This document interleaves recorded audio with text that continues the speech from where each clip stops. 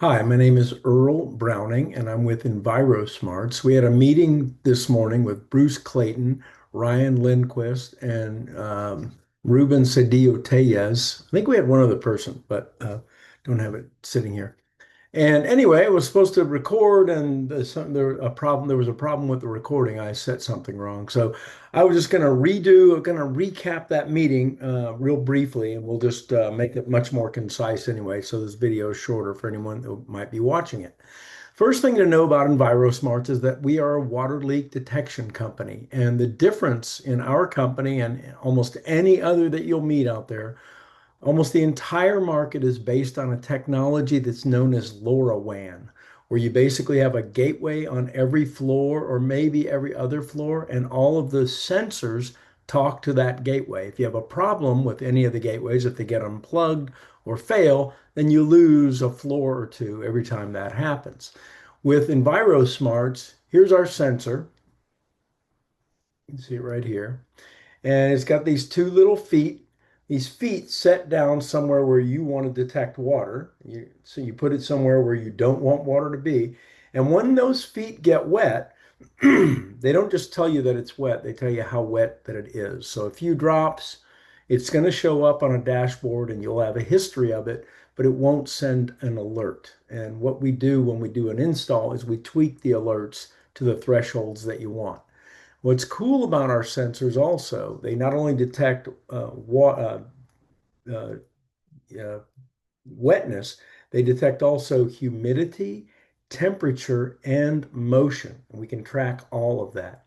And also, they each act as little transceivers. So the green dots behind me that you see over there, those are each sensors, and a sensor in our network will find the nearest sensor that it can, and it will connect to it. And that's how our connectivity happens. It's called a mesh network.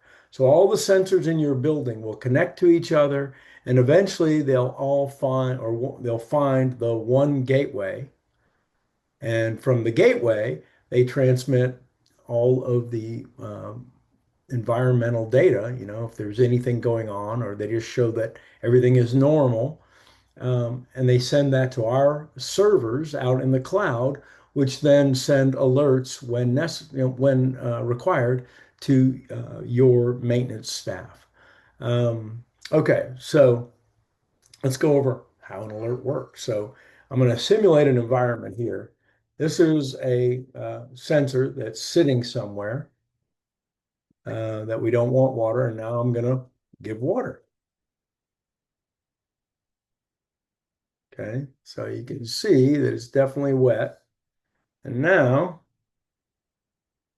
this particular network is my own. This is my home network. And so what I'm going to do is show you. So you can see I got a little alert there. Now I'm taking this out of the water and I'm going to dry it off. I left my rag, so I'll use my pants. But that alert is going to say whatever is labeled on the actual device. So in this case, it's Casa del Earl. That's what my building is called. Kitchen sink and dishwasher. This sits underneath the kitchen sink. And in my case, I also have a little water rope, or in this particular sensor's case, I put this under the sink and I run this through the drain hole, and this water rope goes in behind the dishwasher. So if the dishwasher starts leaking, I'm going to get a different alert. Now I'm putting the water rope in the water. And now we can take a look. I got another alert. And now it says dishwasher water rope leak alert. Another cool thing about our stuff, I'm going to dry this off. If I was a maintenance person mitigating this water leak, I would come in, clean up the water, find out what was causing the leak, deal with that. But I would also pull the sensor out of the water and lay this somewhere, kind of like on a clothesline type of thing, and let it dry. I dried off the sensor and I've already got a recovery alert.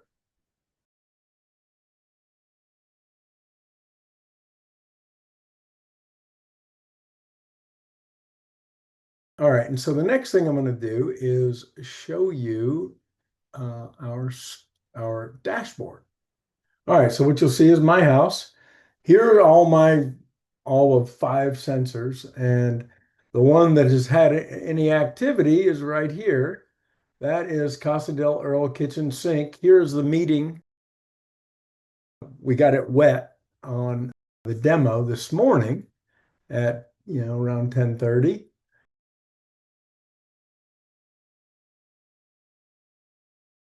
And then what I did just now.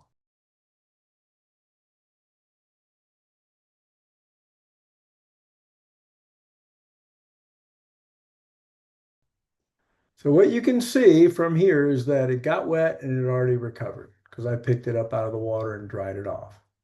And over here on sensor motion, you can see the sensor that's been moving a lot is the Earl's kitchen sink and dishwasher. Every time I pick this thing up, it's going to give a sensor. It's going to give a motion alert.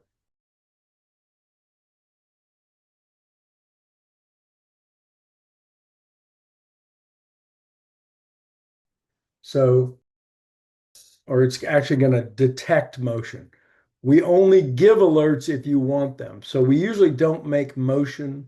We don't set motion as an alert. Motion is normally just something that you look at after the fact. And the most common thing for motion, as far as a really good data set, is it will strap one of these sensors to a sump pump, and then we'll usually drop a water rope down somewhere where we don't want water to be leaking around the sump pump. But this is strapped on the sump pump. So every time the sump pump turns on, it sets off motion for the sensor. And that way you no longer have to go visually inspect sump pumps. You can see that they're regularly firing off. And you can actually set alert for inactivity. So, but you can also go to the dashboard and just see, hey, this one's not been, hasn't had any motion in several days, or whatever the threshold is that causes you a problem. Now, here's another dashboard that I can look at for my water rope. This is the test I just did for my dishwasher. So it shows that it kicked off, and I guess that's already recovered.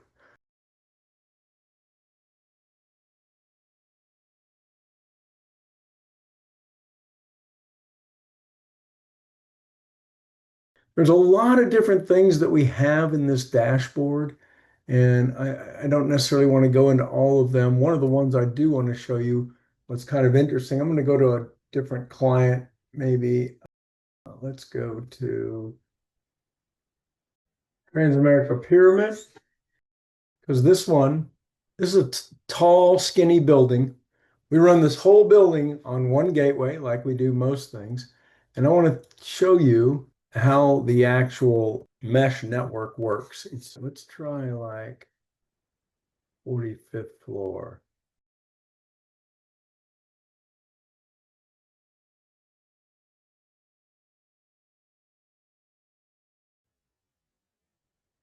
Yeah, here we go. Okay. So here's one that in order to get to the gateway right here, it's hopping through quite a few sensors. And what's interesting is that these are like schools of fish. It will change sometimes throughout the day, just depending, but they always find a path to the gateway. It's a highly redundant network. And I don't think I mentioned that these run on batteries that are 10-year batteries. They're actually 7 to 10 year. And so part of your service fee is we monitor the battery, and if there's ever a need for a battery refresh, we will schedule that. You don't have to worry if somebody changed the batteries out. A lot of sensors are that way. You're in charge of the batteries, and that can be a nightmare, especially if you have a couple hundred all scattered throughout your building in funky places. But that's why when we designed this product, we wanted a super long battery life. So that when we have to do a battery refresh, we want to bring that into the cost of the monitoring, and we can handle it from there. I think I've covered most of what we covered this morning.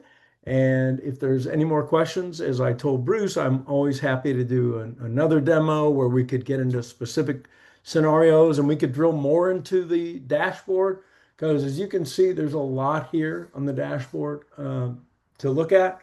And it's also nice, I should note that the dashboard, all this data is all exportable to CSV files. And we do have some customers doing a lot of things with those CSV files. There's a lot of things you can track.